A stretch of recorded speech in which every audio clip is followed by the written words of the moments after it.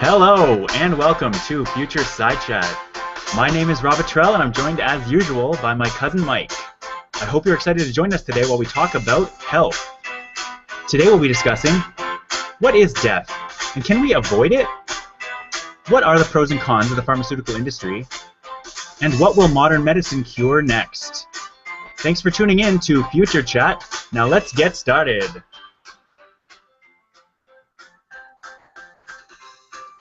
All right, how's everybody doing? Pretty good. I'm feeling healthy. I should mention that today Nick Maddox is here with us, and he's going to Where's my special intro? This is your special intro. I moved it.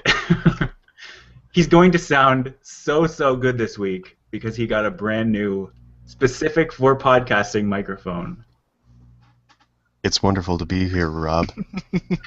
Nice to see you too, Mike.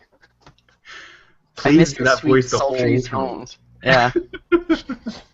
Yeah, that can be the gag for this week on the Medicine Cast. Just me talking like this for the entire podcast.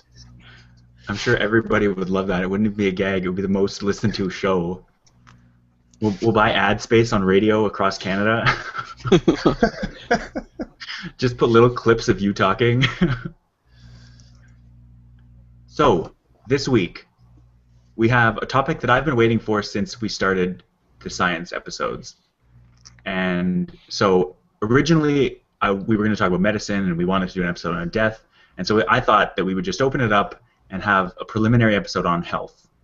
And then if things went in a certain direction, they would do that. If we stayed on medicine for a while, that'd be fine and we'd follow up on other things, but just get into health. And everyone seemed on board with that, so that's what we're going to do. So this is different from nutrition, right? This is different from nutrition, yeah. Yeah.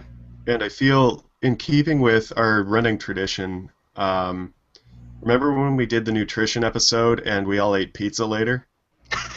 Yes. I am doing a medicine or a health episode, and I am currently still sick. I got my mother sick this week, and I got my dad sick too, it seems. So, good time for this episode. I don't think I have any authority whatsoever. Well, no, there's a lot of people that would say, oh, ha ha ha, you're doing an episode on health and Nick is sick. That's so ironic, but it's not. Like, humans get sick. It's us getting sick is us reacting to whatever is afflicting us. We don't have a sore throat because we're sick. We have a sore throat because of our bodies trying to fight that we have an infection. Obviously, there's a certain point where... Like sore throat specifically, or are we just talking in general? No, it's just general. I mean, like allergic responses, for instance. Like, your body... Obviously, if you have a disease like flesh-eating disease, your body's reaction isn't to die. It's the bacteria that's eating it. But, like, there are a lot of things where it's your body's response that is the symptom, but it's your body trying to fight it. Yeah. Or like asthma. My body just really hates allergens and everything. Yeah. Well, and a fever is a good example of that too. That the fever is trying to kill whatever it is that's attacking you. Yeah, I mean, bacteria have evolved over millions of years to specifically work at 37 point whatever degrees, which is our ideal body temperature, and so the body raises it a couple degrees to make it less hospitable for whatever bacteria or virus. I'm going to start with homeopathy. Specifically, the debunking, or at least the myth-busting of homeopathy. I was going to jump in and be like, but I thought we were going to talk about actual medicine, Rob. We'll get to actual medicine later. I have some problems with that as well, but for the time being, we'll file homeopathy, things like homeopathy, things like the natural health industry, natural health products. They're basically pitched as, oh, regular medicine doesn't work for you. You should try this because karma. Usually, I don't know what the argument is, but well, Rob, it's all natural, and Mother Earth wouldn't hurt you. I think a big thing is just, oh, there's all this whatever in actual medicine, so take this because it's natural. That's the argument for it. Yeah, I mean, I guess as a layperson, if you're trying to sell someone on natural medicine, that's the pitch you'd use. But as someone who is trained in chemistry, it makes no sense to me. Like, it's the opposite of reality. If you're buying a natural health supplement, more commonly known as a vitamin, I mean, if a doctor prescribes you a vitamin, that's one thing. But we're talking about specifically like, oh, I don't know, what's a good example of a vitamin that people take, like something like calcium, which again, if a doctor prescribes it is one thing, but we're talking about like, oh, I want stronger bones, I'm going to take supplemental calcium. Like, that's not really going to help you as much as you want, if any. But you need dietary calcium. There are people that need to take calcium supplements. Right, and that's if a doctor prescribes it or suggests it, or even a person like on medical advice, you have osteoporosis or something, take calcium by all means. I'm talking about the supplement industry, not the medical industry. So you're saying you're giving people your blessing to take calcium? Of course, if you need to take calcium because you have an affliction that lowers your calcium, that's one thing. But being like, oh, it's healthy to have more calcium, it's not going to do anything. Yeah. It might not hurt you, but it's just wasting your money. Expensive urine. Yeah, as Sheldon would say. And as they pointed out on Last Week Tonight, a lot of the natural health supplements, I think it was about a third of them that they tested, they just had no trace of the advertised ingredient whatsoever. So it's just, he likened it to, if you bought 3 bags of milk and one of those bags was filled with not milk, maybe you'd start asking some questions. Yeah, that's the sort of the worst part of that natural health industry, is that it's specifically and purposefully separate from medicine in that it doesn't need any regulation at all. You don't have to prove that it's effective. You don't have to there are certain things you have to prove that aren't in it, like you prove certain toxins aren't in it or certain chemicals. But in terms of needing a certain amount of whatever substance you say is in it, it's not necessary. You don't have to prove it. You just slap a label on it and call it a day. And in the States specifically, that's it's regulated by the FTC and the FDA. I don't know if Mike, you haven't seen this episode. I'm pretty sure Rob has. Of Confirmed what? Tonight. Last Week Tonight, we talked about this. But the FTC is just, the Federal Trade Commission is just like, well, we'll defer to the Food and Drug Administration because that seems like the logical thing to do.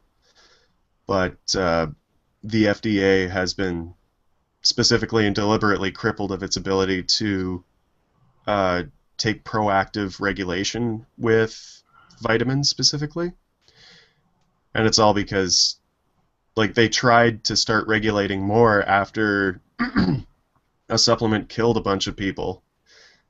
And then the industry and Mel Gibson didn't like that, so they ran a very successful ad campaign which crippled the FDA's ability to proactively test these things. So if it's natural, they just can't test it unless it starts killing people. Right. They can look into it after the fact, but there's no way for them to get ahead of it. Yeah.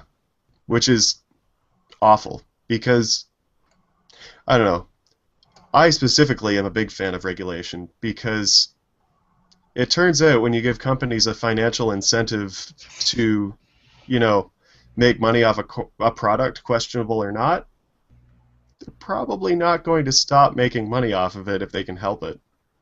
Yeah. That's poorly explained, but, conflict of interest is what I want to say. Oh yeah, absolutely. It's a huge conflict of interest.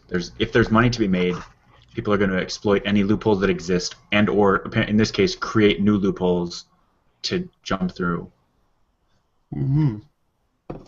Like, I've blogged about the rail industry, and I seem to recall at least 1 or 2 governments ago they put ahead big efforts to minimize the regulations on the industry, and then a bunch of train cars started exploding. So that's a problem, yeah. I think. I think a lot of people would agree with you on that. Correlation is not equal causation, though. No. Yeah, we here on Future Chat have taken the bold stance that exploding trains are bad. Oh, no. Finger on the mute button, Nick. But I digress. So homeopathy. Yeah, homeopathy is a whole other issue. And would you explain the theory of homeopathy to us, Rob? yeah, so the part of it that I'm familiar with, which I assume is the main part, is the idea that water and I assume other substances, it may just be water, has a memory of things that have been in it. And no, that's part of it. I'll get there. It's part, yeah, okay. And so if you take a concentration of some supplement and dilute it up, for example, 100 times, it becomes stronger. And there's just absolutely no scientific evidence at all to back that up. And to take it one step further, they try to have what I would call a quasi-scientific explanation for which supplements cure which ailments based on, I guess, sort of haphazard association or affiliation. Do you have a better way of explaining that, Nick?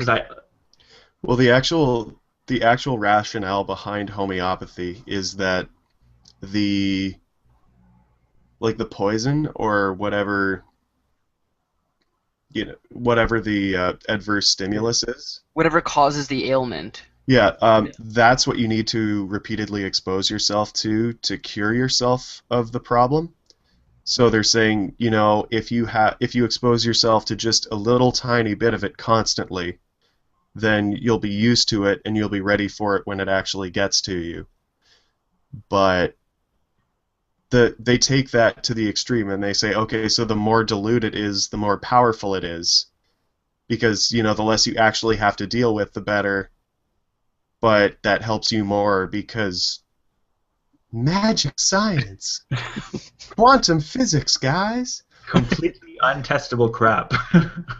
But yeah, they throw that out there, and then they perform a bunch of serial dilutions on the thing to the point where when you take a dose of the medicine, you might get a molecule or an atom of what they say you should be receiving. Yeah.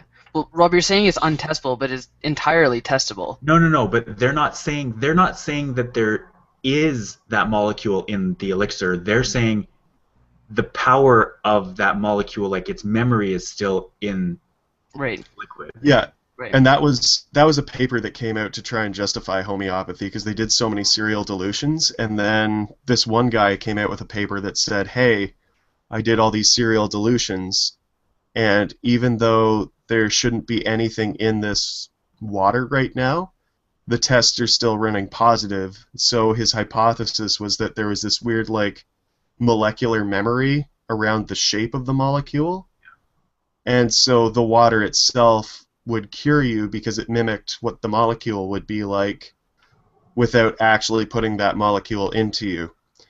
And so naturally, when he went to publish that, I think it would have been Science or Nature, I assume. Do you know which it was, Rob?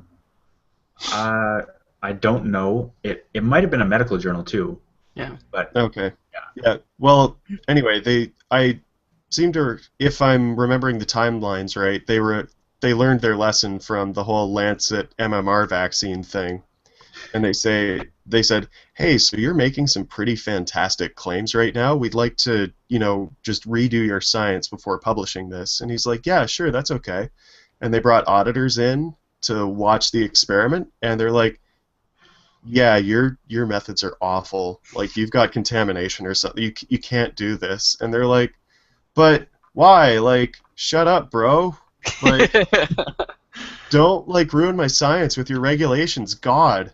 And nobody could reproduce it, and their methods were faulty. But that doesn't stop you in the internet age. So it got out, and people read the paper. They don't read any of the retractions or subsequent rebuttals. Yeah. But they read that paper and they're like, oh, science. Well, and there's a whole aspect to the natural health industry that relies heavily on the placebo effect, which is a real scientifically measured effect. People have taken studies of things like Tylenol, and you can do a double-blind, absolutely perfectly controlled study with Tylenol versus extra strength Tylenol versus placebo of Tylenol and extra strength Tylenol. And people will feel better after having taken the extra strength Tylenol placebo than they did taking the normal strength Tylenol placebo. It just, if the better you think it's going to work, the better it will work, regardless of any other factor.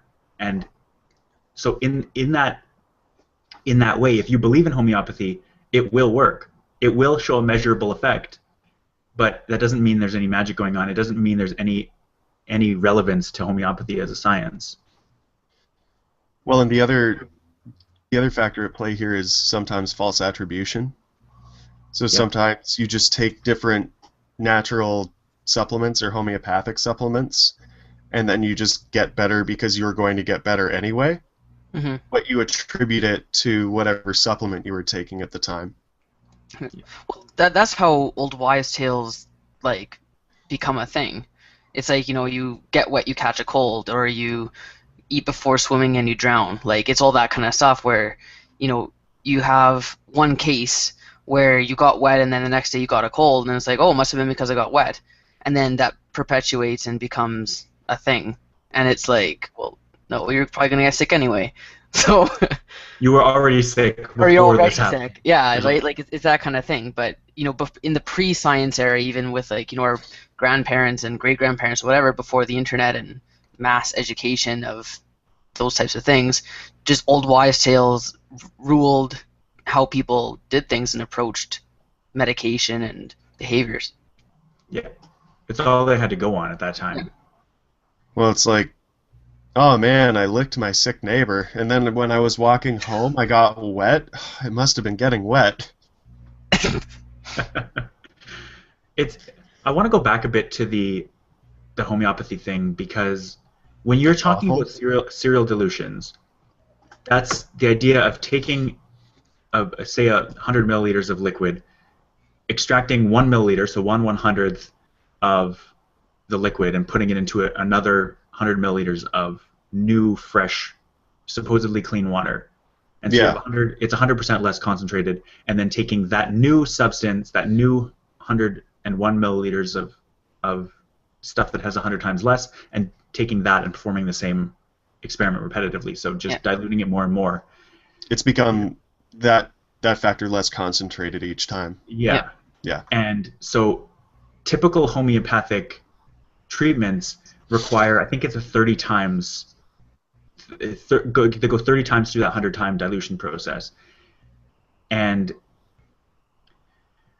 so what you end up with in typical homeopathic solutions, it's scientifically proven that you will have more molecules of whatever you put in normal tap water, like by a huge factor than the original had.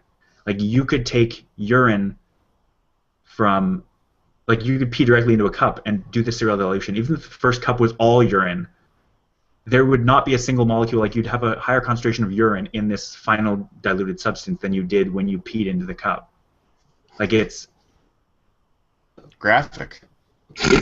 Well, cereal dilution to the homeopathic extent only works if you believe that it has magic powers, because there is literally none. Statistically, there are no molecules of the original left.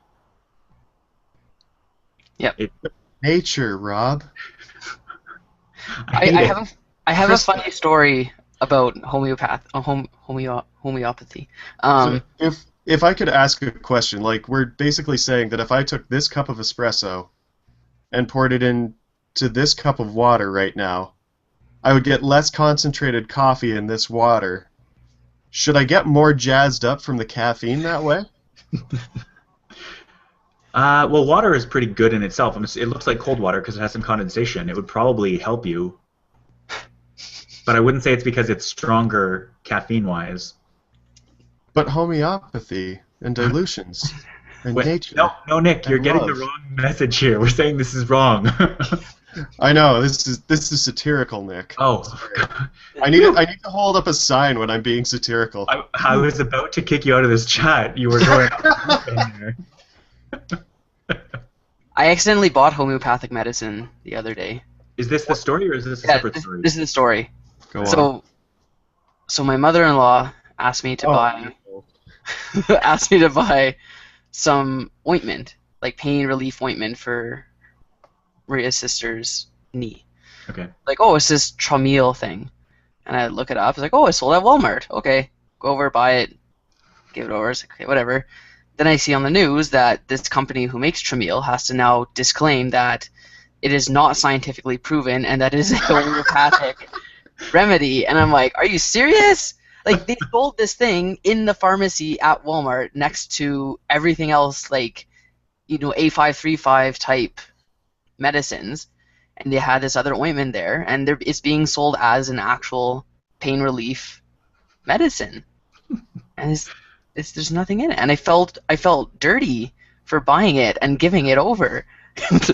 Mike, it's okay. You didn't know. It's okay. There's nothing you could have done. You didn't know. He could have done his research. Let's be honest. But see, it wasn't. That's the thing. It wasn't for me, and it wasn't for anyone in my family. So I'm like, go buy this thing. Like, she asked for it, so I was like, hey, I'm not gonna not. But I think the important question is, does she feel better? I don't know. I'd have to ask to see. It depends if you saw that news report. Just like run up and like slap it out of her head. No! Slap it. Like it goes all over the wall. Just do, Mike.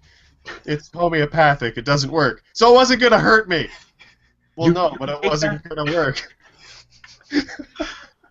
You can take that to a ridiculous level, though, because there was a class action suit against Red Bull because they claimed that that Red Bull gave you an actual measurable stimulation because of the substances like taurine in it, and that's not true. And their commercials basically supposedly misled people, and so they're facing a class action suit. I think they said it was about $10 for every person that filed. Either $10 or $15 in Red Bull product. Is that an actual? Yeah, I was thinking of joining the class action suit. I always assume something like that is limited to a certain country. No, you it's can't just like jump on, but yeah, no, whoever can jump on. Why don't you get the Red Bull products though? Yeah, I would. I want a Red Bull hat. No, it's like actual Red Bull drink, like $15 worth of drinks. Yeah, that's really funny. Yeah. So the effect of the class action lawsuit is that you're going to get more of their product for free. Or $10 cash. I think it's safe to say that their reputation hasn't suffered that much. No, I don't think so. They still got the Flugtag. They'll be fine. They still have. Red Bull is Crashed Ice is Red Bull too, right? Yeah. They did a bunch of extreme. They did the Felix Baumgartner space jump. They're fine. Yeah. No worries. Is there anything else we want to say about homeopathy? Can we shift to vitamins? Yes. Yes. So I've grown up thinking that vitamins were useful. Things like vitamin C, obviously, if you're getting none, it's a problem. But other than that, you're probably fine, again, unless a doctor says something. There are lots of things like B vitamins, E, vitamin K, a vitamin? Potassium. No. Right? Vitamin D. Yeah. Vitamin D, are there vitamin D supplements? Yeah. Yeah. Just drops. Interesting. Because going outside raises your vitamin D. So I guess if you can't go outside, like if you're on a Mars mission or something, vitamin D would be helpful. No, like even in Canada, you're supposed to take. Well, they put vitamin D in milk for this reason, but because we're in a northern climate and the effect of UV scattering when the sun sits so low in the sky, like there's not actually enough UV in the sunlight for you to start producing vitamin D. Right. Well, there's vitamin not D you're actually supposed to get some of. Yeah. But you get it normally you get it from sun exposure, and the fact that it's cold and so we're bundled up and all you see is your face, that's the reason we're not getting enough vitamin D. The scattering I've heard might help. you can't even get you can't get enough from the sunlight because there's not enough ultraviolet in the light that reaches you anymore in like northern climates like us. This is what I've heard. We can do the math later, I suppose. Well, I don't know if we need to do math. We can look up people who already did the math. And you're That's just going to fine. believe them? I believe lots of scientists. I trust Einstein's work. Was it peer reviewed? Yes. Oh, okay, then we're good. Well, yeah, I'm talking about peer-reviewed. I am. I always find it funny that people will talk about their vitamin supplements as though it's like it's part of a regimen. They do it every day, and they don't even think about it anymore. And again, not with stuff like vitamin D, and obviously they've already solved this problem with vitamin D. But every time someone brings up a vitamin they're taking, I always point out, even though they find it annoying, why are you taking that? Like, it doesn't do anything. And I'll direct them to science if they want it. Normally they're just like, shut up, I'm just going to do this. I find it very strange, though. So, I guess my whole thing is from a nutrition aspect. I mean, this is more related to nutrition than health, but kind of hand in hand. That, and especially with kids, but even with adults too. 'Cause generally, adults will eat the same thing their kids are. That, like, you're supposed to get whatever vitamins from your diet. If you're not eating things that are vitamin rich, say like just bread and cheese and I don't know, bread and cheese Baloney. and bologna, Pretty right? vitamin. Then you're probably not getting a ton of vitamin A or B or whatever from what you're eating, right? So it's like, well, you need those vitamins from somewhere, assuming that they're actually useful vitamins. Then it's like that's where supplements come in because you're not getting those vitamins from what you're eating. Right. So what's your point in that? That I think supplements can be useful if you're not getting them from other sources. If you're already getting them from what you're eating, like say someone who's like a marathon runner, who's eats well and whatever and goes outside and gets their vitamin D and whatever, then they don't need supplements because they're already getting everything they need. So their body's just going to get rid of it anyway because it's too much. But if it's someone who's actually deficient in those vitamins, then those supplements actually would help. Right. Interesting. That matches up with what I've heard. Although you should be trying to get it from your diet wherever Right. possible. Right. Yeah, dietary, especially in the case of fat-soluble vitamins, it's a lot healthier to be getting them dietarily than it is to be getting them by Oh supplement. yeah, because if I you agree. supplement, you can start getting the toxicities of the fat-soluble vitamins, which, Yeah. Rob, if you remember Biochem 2000 or whatever it was, I remember every single second of those lectures. they looked horrible. They do, yeah. Oh, Things like something like vitamin C, you're not going to notice No. a deficiency until you get scurvy. Yeah. That's- Vitamin C is one of the ones I think that's like way too overtaken. Like you get vitamin C in everything. Like Yeah. you look at like a box of juice and it's 100% vitamin C, and it's like okay, like because Not even- it's used as acidity control, right? So you get it from everything. Like yeah. But I mean, like, vitamin C, the water-soluble vitamins, so all the B's and C's, I think, they're water-soluble, so they will go right through you. Like, you have to take a ton to start getting towards the toxicities, so it's not really something to worry about. Yeah. Also, we should take a moment and talk about the vitamin nomenclature, because I think that is just an awful, awful system we have going. It is. I mean, I get why they're. I mean, to a certain point at least, I get why they're doing it. I don't necessarily agree with the B vitamin naming system, but Well, and like, if we can explain briefly to our viewers, go ahead. vitamins are vital amines because the first vitamin they discovered was an amine. There had an amine functional group on it, so they were like, oh, let's call these vitamins. And then they discovered like A through a bunch, and then they realized that no, some of those don't actually exist, so it got shortened to A through E. But then they realized that what they thought was vitamin B was actually a bunch of different ones. So they got all the way from like vitamin B1 to B12. But then they realized that some of those weren't actually vitamins, so they have like chopped out of the middle, so it's like B1 through 6, and then it skips to 9, and then it skips to 12 or something like that, because Yeah. just you'd think we could stop and just like change the naming system to be like, okay, we have really like messed this one up, guys. Let's just fix it. But no, everyone's like, no, but we all know the names now. It's like, Yeah. all And right, okay. we're stuck trying to learn the gaps, and then eventually some of biochem graduates teach the gaps and teach what all of these things mean, and all the vitamins actually have their own names as well. Yeah. And then there are vitamins that don't even fit in that system. If we're going to stick with the vital vitamins, we may as well keep going. Like, why would we have stopped? Because they're not amines? Are all the vitamin that I don't actually remember. name vitamins amines? I don't think so. I mean, they might all have an NH2 group on them, but does that? I honestly don't remember.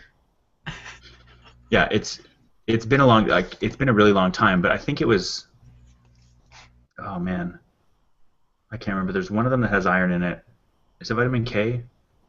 I don't think vitamin K is a vitamin. I could be wrong. Maybe I'm thinking of something Wait. else. Maybe I'm thinking of B12. If only we had like some way of looking this up at our fingertips. Is that what we're gonna do here?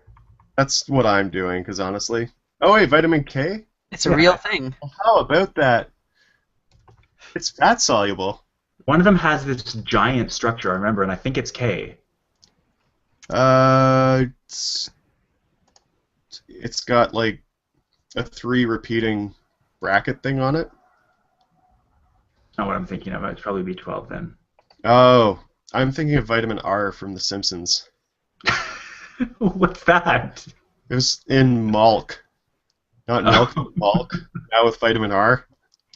Apparently there's vitamin K in kale, spinach, collards, broccoli. Well, that makes sense for broccoli and kale and collard greens, because there's the hard cuh sound, I suppose, but Because that's how they're named. I don't know about that one.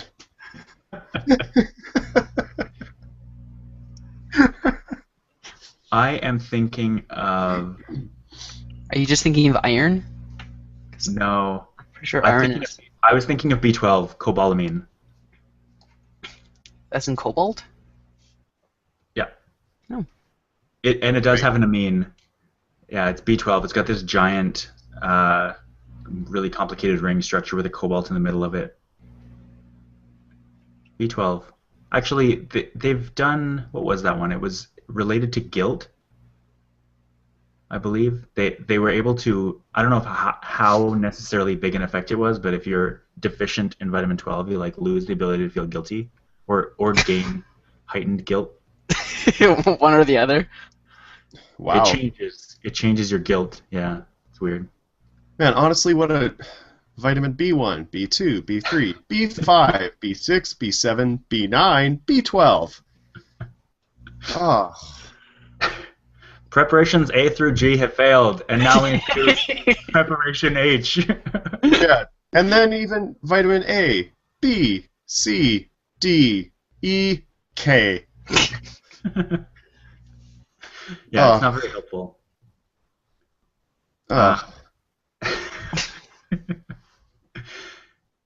Yeah, I think that the advice that we can close out vitamins with is if a doctor recommends you take a vitamin supplement, by all means. If you're pregnant, by all means, take a prenatal vitamin. But other than that, there's not... Like, if you're taking it... What? You're probably getting expensive urine is what you're getting. Yeah. Yeah. I think if anything, you can say talk to a medical or health professional. Yeah. I think that's the main advice because, yeah, just don't take vitamins just for the sake of it because you think they'll help you. Just And don't go to a natural health store and ask the guy what you should take. Yeah. Unless you have a lot of money and you don't particularly care about your money or your health. Or you would like just an expensive placebo effect, and then... Which again, technically would work, but I don't think it's worth. Now, get a doctor. Well, and why do you think people do this? Because I think it's a lot of distrust of the pharmaceutical industry. Yeah. Well, people don't know, so they have to trust. They have to trust somebody with the advanced knowledge, and the pharmaceutical industry has burned them. So they they look to the next person who's claiming that they know, and that's the natural health industry. Even Yeah. though the FDA regulates medicine a lot more than it regulates not medicine. Well, I mean, the other thing is, like, assuming that we just ignore natural medicine because we don't like it is assuming that capitalism isn't really all that profit driven, as per Yeah. XKCD. True. That's true, but I don't think that we need to discredit the natural health products. I just think that we need to test them properly. Things like willow bark gave us aspirin. That the reason we Yeah. have aspirin is because of a natural health product that was tested and refined and And coca leaves gave us cocaine. well, and morphine came from opium. Yeah. Yeah. And I mean, that's how they still do some of that today. Like, they take products from the rainforest and run it through a scanner and see if any of them have any, I want to say, psychoactive or bioactive properties. Yeah. Like, they still do that today. It's just, it seems like if it actually worked, someone, of consequence would want to make money off of that. Yeah. And the entire pharmaceutical industry as a whole now has been around long enough that they know what will make money and what won't, and so they can actually run a whole risk analysis and say, oh, this might cure millions of people, but we won't be able to charge enough to recoup our losses from it, so we're not going to do this unless it's something hugely contagious, and then they're going to pour a whole bunch of money into it and resources, like Ebola. There, I said it. Ebola? Are you saying that we could easily cure Ebola, Rob?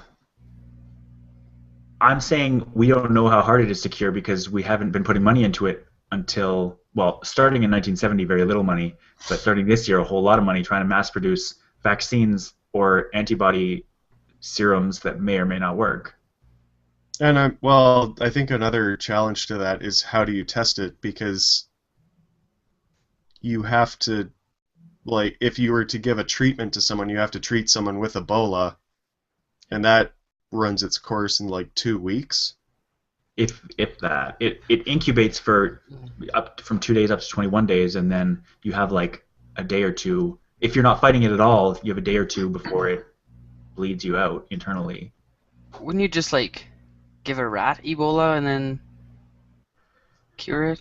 They do testing on rats, but because their physiology and their anatomy is similar to humans, but it's not conclusive in any way, and we have no way of knowing if a certain drug will affect rats and humans differently until we test both. Right.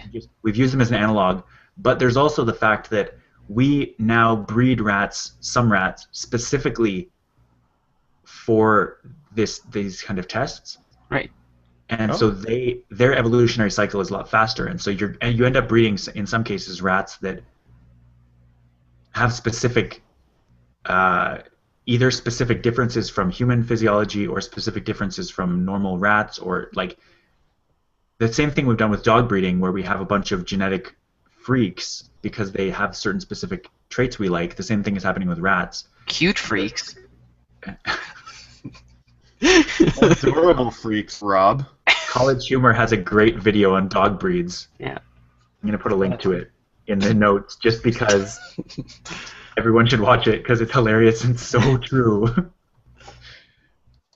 But yeah, so in terms of rat testing as a precursor to human testing, there's no way to know. And again, because it's hard to give, like if you have cancer and you give a rat a tumor, you can test it, but there's no telling that Ebola or a specific strain of Ebola will necessarily affect a rat in the same way with the human if you can even get it to them.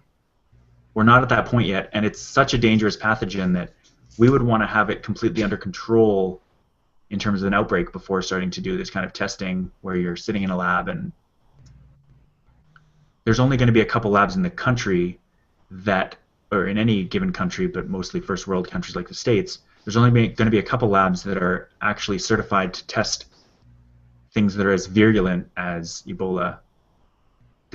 I learned this from watching the movie Outbreak in like whatever 1998 or whatever when it came out, but the science of that movie may have been stretched a bit, but in general, that is very similar to what would happen if Ebola went airborne.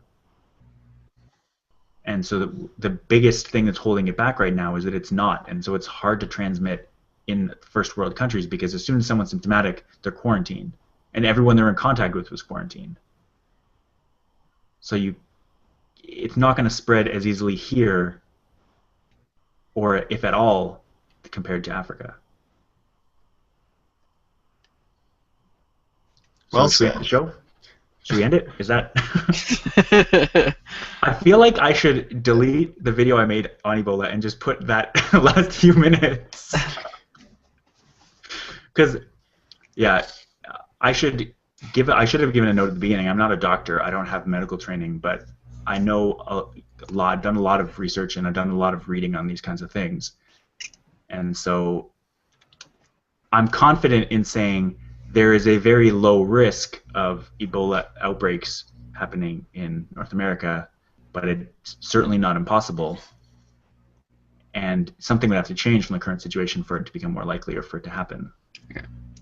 Well, I think the whole thing is that it's not airborne. That's kind of, at this point, the main inhibitor to it spreading like it does in Africa. Well, it's not airborne, and also, while you're not symptomatic, you're not contagious. As opposed to the flu or the cold, which are so much worse because you don't have to be sneezing and sniffling to be able to transmit the cold to someone else, or the flu. Yeah. The cold and the flu, they're basically the same thing. I don't know why there's such a distinction. Like, treat it differently. You just stay inside, stay warm, drink fluids. It's a virus. They're both viruses. What are you saying? The treatment isn't that different. The treatment is like. Is it cold viral? Do we know that? Sorry? Is a cold viral? The cold is a class of rhinoviruses that affect your sinuses and like that. Your nose. Okay. And the flu is specifically influenza. Yeah. But there's also a bunch of other things that people call the flu, or I have a stomach flu, or something like that, which is not the flu at all, because the flu is influenza. Yeah, there's also the D68 enterovirus. Yeah, that one. Around. And that apparently CHIO now has cases of, which is the Children's Hospital here, which is a stomach virus that is, apparently it's a rare strain and it's more contagious than typical enteroviruses. That's another whole thing that's happening. Like, they're saying it's a pretty big outbreak in the States, but now it's come to Canada because, again, you can transmit that a lot more easily than something that isn't as contagious or airborne. Although I don't think the enterovirus is airborne. So that's why you're sick, Nick, because there's just so much, especially when the weather starts getting colder, people aren't necessarily bundled up in preparation for it. You get sick, and then you spread it around. Your immune system, and you stay cooped up inside with other sick people, so you get sick easier. Yeah. Yeah, usually a cold gets passed back and forth in our house a couple times before it... Yeah. Well, I mean, when I'm riding my bike to work because it's nice out, I'm alone. I'm not on the bus with a bunch of other, bags of diseases that we can... Yeah. I tend to take the Dwight Schrute method of keeping my immune system healthy, just exposing myself to everything so that I get a ton of antibodies built up. So, like, right now, I am sick. I can feel it, but it's not bad. Like, I don't really get bad colds except once every 5 years or something because my immune system is strong. I make sure that I keep it strong. You work out your immune system? I do. I lick dirt every 3 days. I keep it fit. Well, like, I don't care. I like it. Go around licking doorknobs. It's not that bad, but for instance, I don't care about the 5-second rule. If something falls on the ground and it's edible and it's not like wet, I'm gonna eat it. Like, I'm gonna eat a cracker if it falls anywhere. That's a given. I do Outside, that. I don't care. Like, anywhere. Well, I don't know. For for me, the biggest factor is sleep. Like, if I'm not sleeping enough, I just will get sick. So long as if I get good sleep constantly for a long time, I have no worries about getting sick. But all of a sudden, if I'm tired for a few days in a row or I miss enough good nights of sleep, it's just a given. I'm just gonna get sick with something. Yeah. I'm pretty happy with what I've done with my sleep regimen in that I tend to get at least 7 hours every night. And so if I spend a night like I did on Thursday night, where I only slept a little under 6 hours because I was reading and just stayed up the entire night until like 12:15 or 12:30 reading when I have to get up at 6. Yeah, that's all night. I stayed up 2 hours. Like I laid in bed in the dark reading for 2 hours, and I was fine. Like that was my best sleep of the week, and I got 2 hours less than I usually do. I love it. I'm glad. Yeah. Do you want to move on? I feel like we did move a bit. What do we have to talk about yet? The human microbiome and I love the human microbiome. Can we talk about that? it's so cool. I'm I gonna mean, put another. Yeah, go ahead. I mean, we've talked. I mean, recently, gut health has been in the media and stuff like that. But maintaining healthy intestinal flora, and that's that's the first part of the human microbiome that I started hearing about. Not least of all because that's how C. difficile happens. Yeah. Antibiotic-resistant bacteria that lives in your gut. But it started in Quebec because they would give people broad-spectrum antibiotics that would wipe out all the gut flora except C. difficile, and then these people would get ridiculously sick. And the way they cure it, are we all familiar with how they cure that? Oh yes, I'm gonna put a link because yeah. No, you have to. Like poop transplants are the answer to start repopulating with all the normal gut flora. Yeah. I think that was on a House episode too. Sorry? I seem to remember that being on a House episode where they gave like a broad spectrum and then it killed everything except this one thing, and then that's what was. Yeah, that's how Making it C. worse. difficile Yeah. spreads. Yeah. I don't remember if they did a poop transplant on House, or if they just did something like that where they gave them. I'm sure I know it happened several times where they gave them a drug, it killed everything except this one thing, and then the one thing got way worse. Yeah. That's how it happens. But yeah, so the humans, it's been shown many times. Well, actually, before I say that, I should clarify that there's a statistic that's often quoted that you have 10 times more bacteria in your biomass than you do human cells, or 10 times or something. I think the number that I've heard quoted is 38 trillion bacteria, but it turns out that was a number, whatever the number is, it's around in the trillions, so tens of trillions.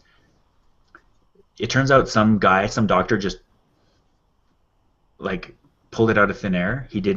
There's no medical basis for that exact number. He was just like, oh, it's probably somewhere in this neighborhood. So there's no actual way to quantify how many bacteria we have, but it's a lot. Like there's so many bacteria all over us that are doing work for us. And so The estimate I've heard is like a few pounds in your body at any given time. Yeah, and they're a lot smaller than our cells. Yeah. They're a lot smaller than our cells, though. So that few pounds makes a bigger number total. Can you imagine like holding a bag of bacteria that's like a couple pounds heavy?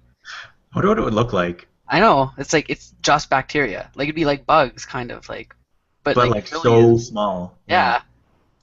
I imagine it would be like you had a really large sneeze and caught it all in a bag, like a few pounds worth of sneeze. You just held it up and was like, ah. That's what I'm envisioning. That's funny. Yeah, it's weird because all of those bacteria, it's not just our gut that has a microbiome. Our skin has a microbiome of its own. And there's a bunch of research, and Nick and I think we've talked about this. I forget where it was, if it was on the record at all. No. But oh no, it was after I posted that video. We had a little comment war about it I'm going to put a link to that too. I'm doing this thing where I want to put more links to stuff. So this skin microbiome. Sorry? So there was this comment war. Yeah. I would have called it a discussion. Yeah, sure. That's fine. I'm trying to be... People like when there's dissent, when there's sort of disagreement, and so I'm going to call it a battle. Rob, you're wrong. You're objectively wrong, and I hate you. And shut up. I can't stay mad at you. I'm trying to help. I'm trying to foment dissent.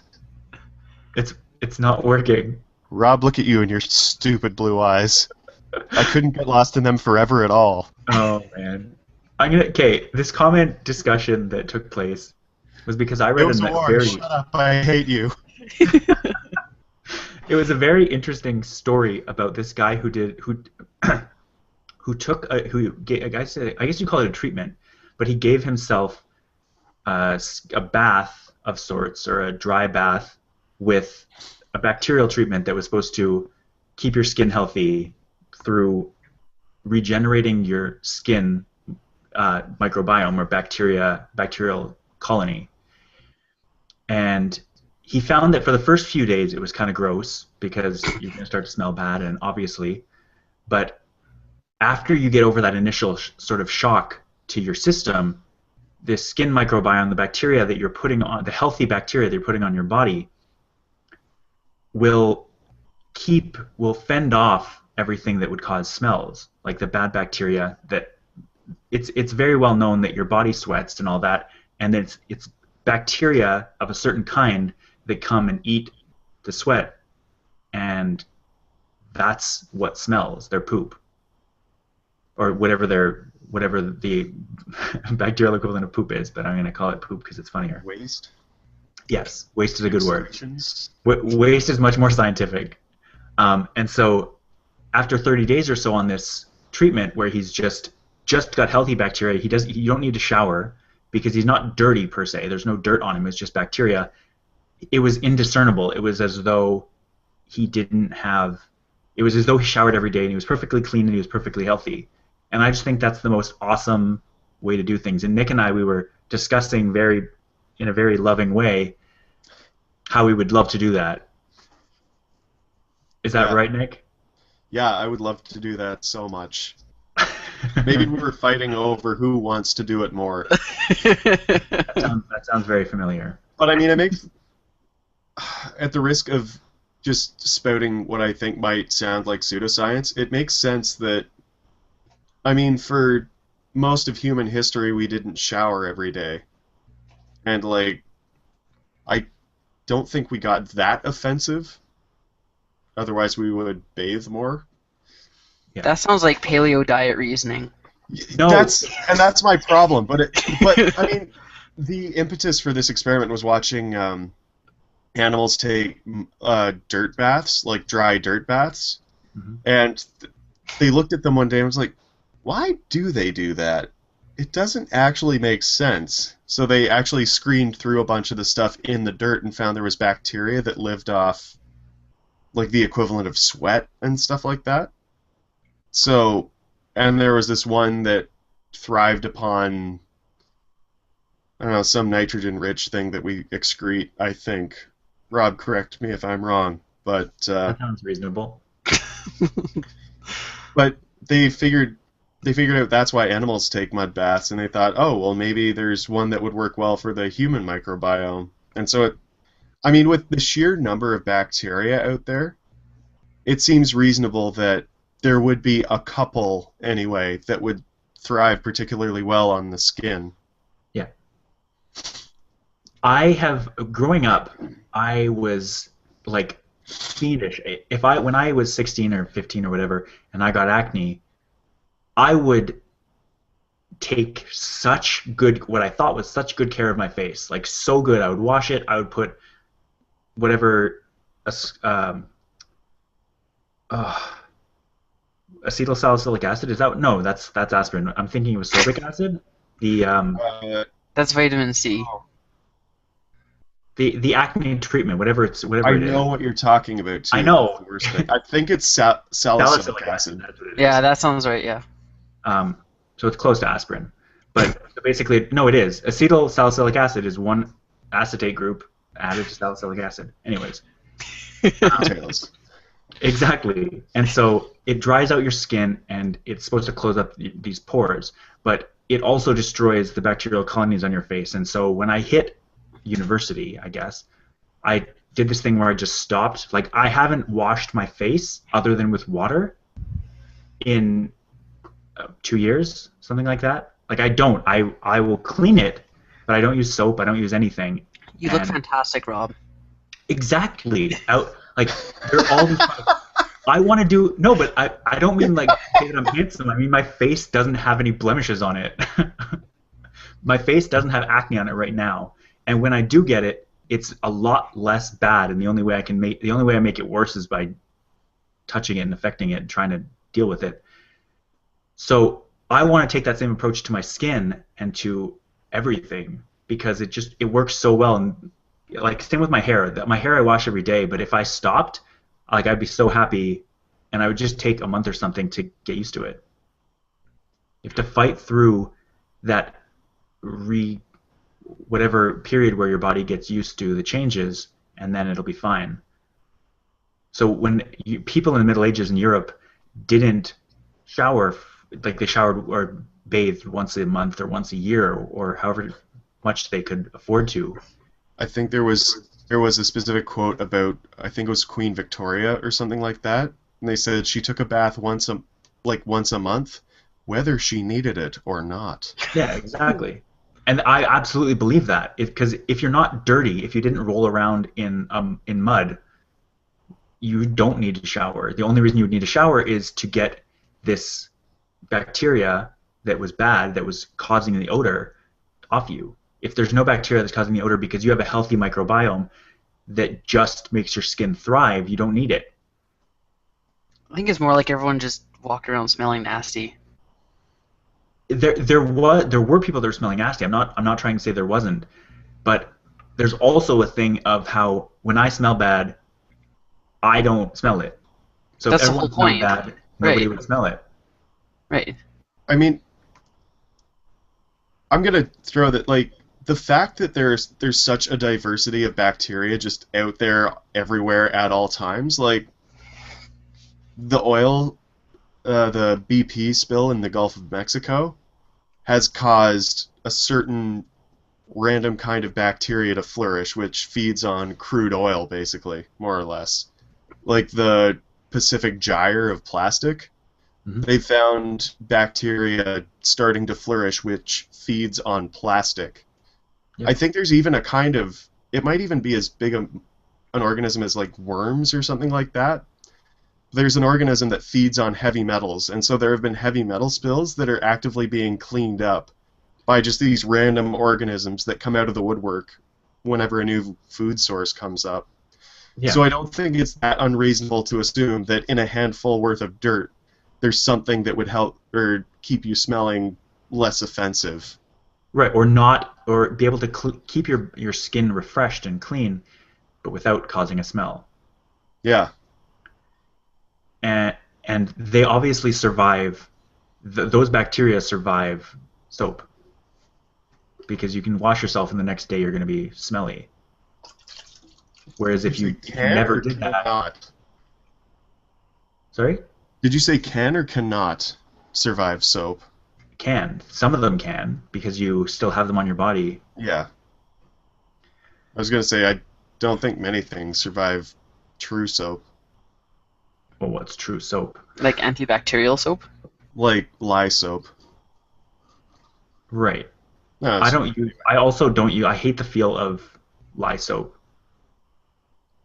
It takes a layer off your skin, and I don't like it.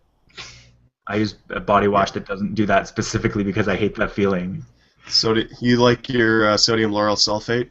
Yeah, I do. I like staying clean but not removing a layer of skin. How do you even call that truly clean, Rob? I don't. Do you even exfoliate, bro? I'm a horrible mess. I'm fully foliated. So, Rob, while bathing in your own filth, why don't you Go on. why don't you talk to us about your next topic? my next topic. Well, my next topic is sort of, we're at an hour. Do we want to put death in its own episode? Do we want to talk about it now? Do we want to talk about it in the after show? We could talk about it again in the after show, but Yeah. We'd need to do an episode on it, but we'll talk about it. We'll get more fodder for it. teaser part 2. Yeah. Is there anything else we want to talk about on what we've said? I don't think so. Just talk to your doctor. Yes. Yeah, if you're having a problem, absolutely talk to your doctor. For the love of God, don't just take our word for it. There are some things you can take our word for, but medical advice is not one of them. I am confident giving advice based on physics and chemistry, but not medicine. Opinion, by all means, if you have the symptoms of Ebola, go to the hospital, but you're going to spend a long time in quarantine. So make sure you actually believe that you have it. Or if you're in Quebec, you're going to get sent home. Well, the guy in Texas got sent home too, Yeah, that's true. but he was told to stay alone. I don't think he told anyone at the hospital that he had come from Liberia. Apparently he did. Apparently he did mention something about West Africa. I don't know. Is this like the worst example of first world problems? What would that be? Well, we are in the first world, and we are sending people home with Ebola. Or Ebola-like symptoms. I guess. It's kind of like when you go to a walk-in clinic and you're like, I think I'm sick. It's like, it's just a cold. Go home. And it's like, it's like you didn't even run any tests. And I'm like, okay, fine, I'll do a swab. And they'll like swab you, and they probably won't even do anything with it. And then they'll Well, no, it just takes a long time to run a swab because you have to let it incubate for how many hours? I don't even know. At least 24, I think. Oh. I'll swab you, Mike. Don't Oh, worry. thank you. I feel cared for.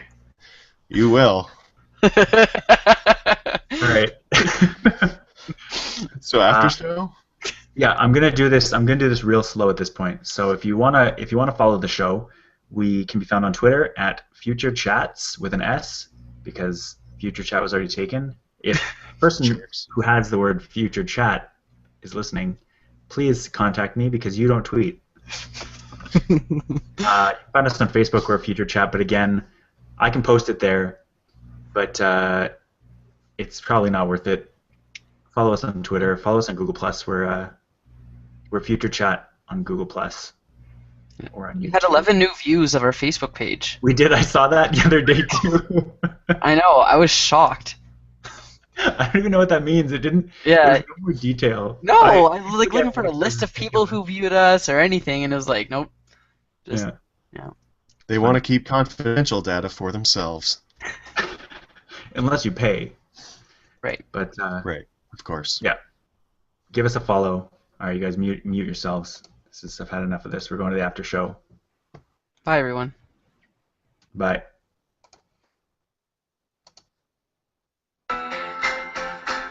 Thanks for tuning in to another episode of Future Chat. You can find us on YouTube. You can find us on Google+. We're all over Twitter. We're looking to get interested posting more science articles and tech articles on Twitter, or at least I am. Anyways, we'll see you next week. I hope you really enjoyed the show. Tell your friends if you have any. I know we don't. At least I don't. See you guys later.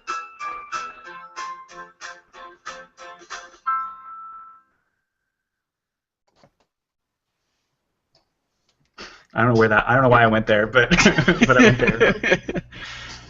I was posting articles, but then no one favorited them, no one retweeted them, no comments. This show, the fact. What were you saying?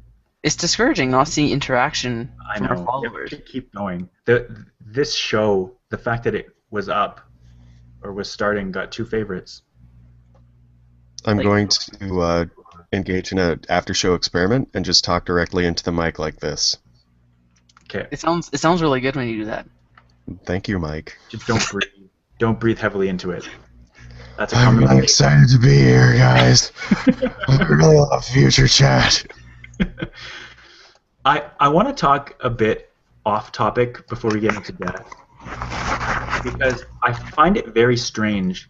Does it work for me too?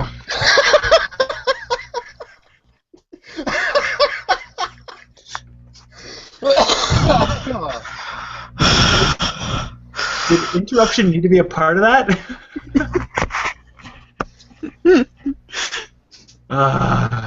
Okay. Sorry, go ahead. There are lots of people, and I'm trying to figure out if I'm doing this wrong or if people that are in my social circles are doing this wrong. Because I feel like we put together a pretty entertaining show, and it is getting a following. I see it increasing every week. But it's slow, and I don't see a lot of people, except on Google+, resharing the stuff. Like, I do see people on Google+ resharing it. But it's so strange. So I want to know if people have gotten this far in the episode, and you like the show, why don't you tell people about it? I feel like if you got this far in the show, they probably like it, because why else would you sit through the full hour? Well, I agree. Sit through the full hour and then stick around after the music has played. Maybe they just really don't have anything to do, or maybe they just like hearing us talk. They're not particularly engaged in it or anything. They're just like, look at those three handsome gentlemen. Like, we still, I don't know, I don't really know how well the iTunes reviewing system works, how easy it is. Like, I've only left a couple of reviews and it's on my phone. But we still only have the one review from Scott Beasy. And although on the... Are we? Sorry? We're calling him out, are we? Well, his name is public. You go to the iTunes thing and it'll show up. But we now have on one of the feeds, there's a suggested, if you like this show, you're gonna like this other show as well. So we're in there. There's a show called Learning Machines, and so on future side chats thing, it says that listeners of our show have also subscribed to Learning Machines 101. So we're getting somewhere. Should we talk to the people at Learning Machines? It sounds like they've got a great podcast. If it sounds like it, the audience that we have. What I think we need is an endorsement from a popular social network figure. Yeah. Like if Adam Savage like gave us a shout out and was like, "Oh, check out this podcast." We should totally ask Nenshi. He retweets everything. He does. Ask who? Nenshi. Nenshi? I know who that is. Our mayor. Mine and mayor Nick's of mayor. Calgary? Well, he's not my mayor yet. Well, He's already accepted. We're getting That's there. how awesome he is. He's already accepted you. When was he elected? Like 4 years ago. Oh. And then again just recently. Yeah. Okay. So I think I've only probably been there for like 2 weeks. Well, I haven't had any interaction with him. I'm sure he's a swell guy, especially if he's going to promote this. But yeah, I agreed on that. So Learning Machines 101 has had 13 episodes, and all I can really see is that they're all clean. Nenshi talked to me once on Twitter. It was nice. Oh yeah? Yeah, he said that he was in London for the day, and I tweeted back excitedly being like, yeah, for a second I thought you meant like the London I'm in. And he was like, well, later this month. And it wasn't, I couldn't find advertisements for it anywhere yet, but he did actually come to London later that month. Interesting. I didn't go to see it because it was $40 a ticket. And all right, let's talk death. Let's. I don't want to say grease some wheels because you got mad at me last time, but let's whet some appetites for a death episode. okay. So we probably do it soon if we're going to do it. I would assume so, yeah. Makes sense. Because there's a couple of people that have said things, made claims, or what would you call it? They've made news about wanting to die. There's with the woman who, I think, was it November 29th? She wanted to die. Oh, like euthanasia kind of stuff? I think so. And Okay. then there was the other guy who said he wanted to die. Self-euthanasia. Yeah. Yeah. Assisted suicide, I believe, is what they call it. But it's not assisted though, because that's illegal. Right, but Well, how is she going to do If it's it? not assisted suicide, then it's just suicide. Right. Yeah. That's the How is point. she going to do it? With a pill. Human obsolescence. So I guess the whole thing is that in Oregon, where they went, because it's legal there, that the doctor's allowed to provide a pill to make someone pass, but they're not allowed to actually assist in the giving. Like, so they can't give them like an injection, but they can give them a pill and say, this will make things quiet for you.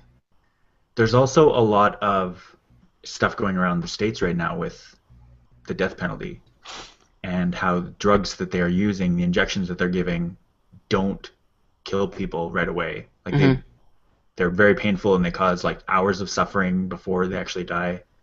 Well, and that's a consequence of the pharmaceutical companies in Europe refusing to sell. Couldn't guarantee that it wasn't going to be used for killing prisoners. Yeah. Because, I mean, moral objections. And yeah, it turns out those drugs worked really well, and there's not a suitable substitute. Nope. Or at least not one they found so far that they have to use it. Yeah. So let's get all ethical up in here, and maybe everyone gives their opinion on yay or nay for compassionate suicide. Yeah. Or do you consider yourself having already given your take, or do you want to do it again or restate it? I'll do it last after you guys do it. I don't mind starting, but I don't have to start. I haven't really taken any time to formulate an opinion. Go ahead, Nick. For the purposes of the show. Okay, Nick, you go ahead and spew the first thing that comes to mind, because you haven't really properly developed the idea yet. It's odd to say, but I mean, like, just for the purpose of the conversation, are we talking active euthanasia or passive euthanasia? So active euthanasia being when you give someone something that is going to kill them, and passive being like taking a feeding tube out, or, you know, similar kind of thing. Taking a witch. Taking someone off life support, rather than like actively killing someone, just taking away the thing that's keeping them alive. I think we're talking about active in this case. Yeah. Okay. Because, like, both my grandfathers were passively euthanized, and I mean, it's sad, but I'm basically happy that it went that way. Mm-hmm. Just, yeah. But active euthanasia, I mean, I've seen, like, in my personal life, I've seen people go through suffering for over the course of months and stuff like that when the situation was just completely and abjectly hopeless. And if you know that death is coming anyway, I think that you should have a right to actually end it without going through that period of hardship and suffering for everyone. And I mean, and this isn't necessarily a good argument, but like the dog that we had during my childhood, like I cared more for that dog than probably the majority of people that I've met in my life. And when the dog, like, you know, when a dog gets to the point where they're just suffering all the time and they're not enjoying life anymore just because of all the suffering, you look at the poor dog and go, it's not fair to subject them to this life anymore. So they're actively euthanized. And I think, like, that level of a compassionate choice for the dog, I think it's a little hypocritical of us to say, oh, well, it's fine for a dog, but for a human being that not only suffers, but is fully conscious of what's going to come. Like, it just seems unfair to subject people to that. Yeah. Based on just compassion. Mm-hmm. Do you have anything more you want to say on the matter? Sorry, me? Yeah. No, I think I've said what I wanted to say. I guess I haven't had any experience with death immediately. When I did, I was young enough that it was sort of an abstract concept. And so my tendency is to sort of not avoid talking about it, but to avoid avoid it directly, but when you get to a point, either for medical reasons or for age reasons, quality of life reasons, if someone, I feel like they should have the power to decide for themselves if they want to end their lives. I think that if an 80-year-old finds out they have cancer and know they have to go through 2 years of chemo and then they have a 20% chance of survival, for instance, they should have the right and the ability to say, that's not worth it for me, I've lived my life. Whereas someone who is 12 and finds out the same information, that they have to go through 2 years of chemo and then they have a 20% chance of survival, they would absolutely be willing to go through that, but it should be, and again, if you're talking about a minor, their parents would obviously have to be involved and they would have to have all the information and they would obviously help making the decision. But I think it's different for everyone and it depends on circumstance, so it's really hard to make a law or to regulate that. I think that some people should have to have the choice or at least have input into what happens. So I guess I would say if someone who's 75 years old says they want to die at 75, who am I to say no? If we're talking about suicide from depression, I think that's a different issue. But if we're talking about someone whose quality of life has started to decrease and they don't want it to decrease more, they've lived their life, then that's like I don't have the power to stop them. I shouldn't get in the way of that. Well, and some of the euthanasia laws on the books have specific requirements, like the person is of sound mind to make the decision, and they are facing a chronic illness that it is not going to get better, and they are going to die eventually. It's just shortening that period of time. Mm-hmm. So I think that's a step in the right direction towards regulation. Mm-hmm. You could, I know, Robbie, you mentioned about quality of life. Like, you could argue that mental health substantially decreases your quality of life too. Mm-hmm. So I don't think it's fair to say that, people with depression shouldn't be under that same umbrella when you're talking about quality of life sense, because I would never want to be, in a state of depression myself, obviously, because I can't imagine that being any sort of quality of life compared to not having it. Right. I guess I should qualify that I mean untreated depression. Either, I think therapeutical treatment is a lot more effective and useful than medical treatment. There might be certain cases where medical treatment's all you can really do, but I certainly don't mean to suggest that people with mental illnesses or mental illnesses that cause depression should be excluded from a group that has low quality of life. Like, obviously that kind of thing, that would lower your quality of life. There's no doubt about it. It would lower your quality of life more than almost anything else. I just mean that in and of itself, depression wouldn't be a reason to medically end your life. Mm-hmm. Well, I think it's more like, say, a terminal diagnosis for cancer is a lot more final and foregone than depression, where there's not like you're depressed for the rest of your life. Like that wouldn't be a diagnosis. Like, there's things you can do to manage the depression and ideally conquer it. Yeah. Like, I don't know enough about depression, about how you cure it or anything like that, but I can imagine that there's a lot more treatment for it than a terminal illness where it's just a matter of time before you're done. It's inherently different, and with one of the biggest issues that I saw, and I'm going to talk about Robin Williams because that's the most recent example of someone who has gone through, has battled depression and committed suicide. I think that what you can safely say is that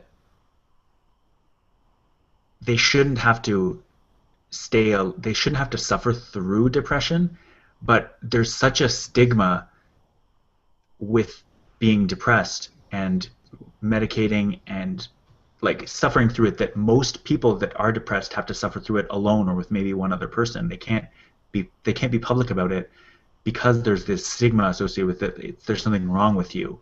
Like, it's you can fix this. It's very easy. You just have to do this, this, and this. That's not how depression works. And so I think if there was less of a stigma and people were able to more easily deal with it publicly, that you'd see more effective treatments for depression come up. And I'm really happy that people like, I think it's Clara Hughes, recently did her bike ride to talk about mental illness. Yeah. And like, just it's coming more and more into the public eye, like people talking about depression and mental illness in general, and I'm glad that that's happening, because all the statistics we have indicate that the vast majority of people go through some form of mental illness in their lifetime. And it seems unfair to, say, oh, well, someone's sick, like, with a cold, like, oh, that poor person, they should, seek treatment or, get better. But if it's a mental illness, it's like, well, buck up. Like, what's your problem? Stop being depressed. Feel good instead of feeling depressed. Just be happy. Stop being sad. What the hell's the matter with you? You have so much to be happy for. Be happy. When it's like, that's just that something has gone wrong in the brain, and it's not something they can help necessarily. Yeah. Medically, that's just like one of the least helpful things you could ever do to a person. Tell them to get over it. Yeah.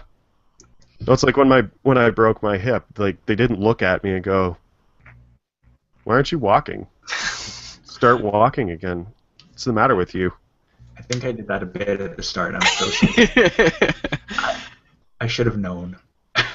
Yeah, Rob, it was very insensitive of you. I'm so sorry. Do we want to save the rest of that for an episode? Is there anything more we want to say? Man, we could almost make it a separate show about death from the 2 after shows we've had already. I know. We'll just stitch them together and know the difference. I think it'd be a neat idea, but anyway. We'll take what we've talked about so far, and then we'll make it into a full episode at some point. Sure. So I guess we should mention that there will not be a show next week. Probably, in retrospect, should have mentioned it earlier. But Nick's in the process of moving across the country, and I've got a lot of wedding-related stuff to do next weekend, and so we're just gonna hold off. And Man, the weekend of weddings. Whatever. there's no actual weddings. There's just. I'm going to a wedding. Oh, well then. Yeah. I take it back. Mike, do you have a wedding-related excuse? No, I You don't. have a marriage-related. I have a marriage. Yeah.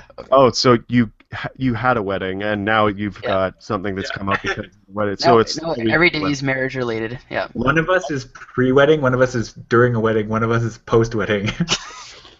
Let us just put a note out to our viewers. Weddings hurt. Weddings cause problems. Like interrupting future chat. Yeah. And we need to get our priorities on the issues. So, Absolutely. Yeah. What's more important, your happiness or the happiness of all the viewers of future chat? Of which there are more than your joking comes across. Details. All right, let's go drink lots of fluids and rest. And Sounds like a good idea, Rob. I'm still thinking. Let's ponder over these 2 weeks. We could go a lot of directions with this. We could theoretically close out the season of Future Chat, start fresh. We could do anything we want. The world is our future oyster.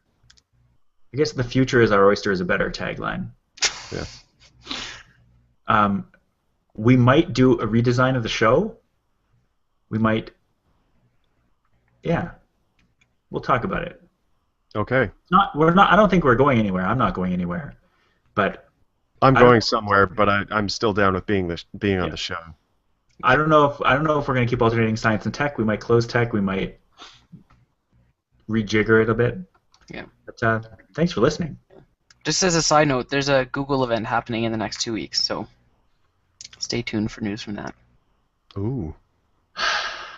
There's also an Apple event happening in the next 2 weeks, so stay Wow. tuned for that. We'll have to stay tuned for both. Yep. What is, was People the are Google doing event science announced? all the time, so What's there's that? that too. Oh, Was the and Google people are event done. announced? I Oh, can't. Are you talking to Rob or me? Fucking Was the Rob. Google event announced? What are you saying? Rob. Was the Google event announced? Does it have a date and It's- time? I think they said the 16th. That's the Apple 16th or event. 19th. Yeah, I think it's supposed to be the same day as the Apple event. I don't believe that. It is. Look it up. I will. Is it a Google Plus event or is it a No, Nexus event? it's like a Nexus 6.9 and Android L Okay. event. And it's going to be the same day? Yeah. No, you can't Yeah. do that. They did. No, they didn't. They can and they did, Rob. Buy it. I'm looking this up right now.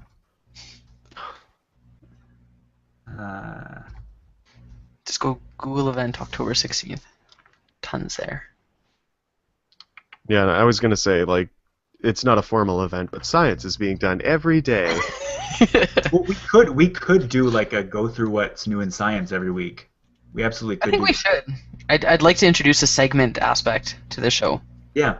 I think if we're gonna have a change, we should introduce segments. Yeah. I'll have to start Okay. scouring Science Daily. Yeah. Exactly. Science Daily, the journals. I'm getting back I'm into not RSS. doing the journals. I'm getting back into like journal abstracts, for instance. I'm not paying for journals. Just read Oh, Wired. okay.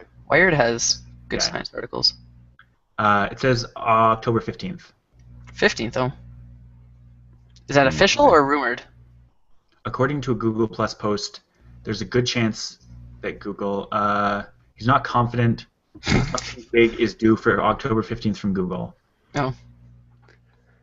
So it hasn't been announced. This is October 9th, so this is 2 days ago? Yesterday. Or maybe my watch is behind. What day is it? Oh yeah, my watch is behind. It's that far behind? Well, it's a dial one, so every time a month has 30 days, it's behind a day. But yeah, I don't see any confirmed. Like if I type in Google Fall Event, Nexus 6 tipped for fall release. I don't see it. There's no don't see actual what? date. I'm going to go on a complete tangent here for a second and say every time I've muted my mic to blow my nose, I hear a ding in the middle of it. And it's the thing that comes up and says, "Are you trying to talk to people? Unmute your microphone." It's like, No.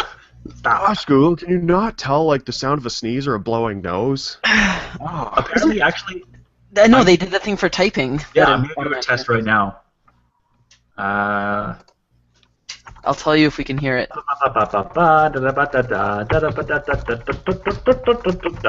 Yeah, I can hear the typing. Yeah, we can all hear the No, typing. you can hear the typing. I'm going to see if they filter it out. That Oh, was also like the loudest possible typing that I could ever do. If I type normally, I think they also have started to filter out echoes based on our test chat the other day, yeah. yesterday, I think so too. which is interesting. Yeah, I when you said you were hearing echoes, I didn't hear echoes. So Yeah, I didn't hear echoes on the playback either, but I know I heard the echo. yeah, the main feed isn't necessarily the same as what the participants each hear. Marvelous. It doesn't play, for instance, it doesn't play my voice back through the system. It just records it. Hmm. It's pretty cool. It's like a built-in internet mixer. Yeah. Cool. Yeah. So are we done? I think We so. done. All right. If you have any input, as I mentioned, you can find us on future chats on Twitter. If you have suggestions or directions you'd like to see us go or be interested to see us go, by all means, let us know that. But otherwise, we're just going to do what we want. And we might still do that anyways. I was going to say, I think we'll do that anyways. As I talk about the iPhone 6, Rob. Yeah, would- geez, yeah, Is it reliable? It's great. Super reliable, that guy. I'm sorry that I didn't email you before I made this video. But it is very reliable. I've had no qualms about its size, although I kind of wish that it was the same look, but 4 inches. You can't win them all. It's always about size with So you, you, Rob. so you just I want wish an it was smaller. So Rob, you want an iPod Touch? Is that what you're saying? I do. Are you With saying cellular connectivity. Yeah, that's what I you want. can't handle a full 6 inches, Rob? This is only 4.7 inches. Oh Which my. it seems huge to me. I think we should end this before it gets any more out of hand. Yep. All Pleasure right. talking to you both. Talk to you guys in 2 weeks. Toodaloo. Bye.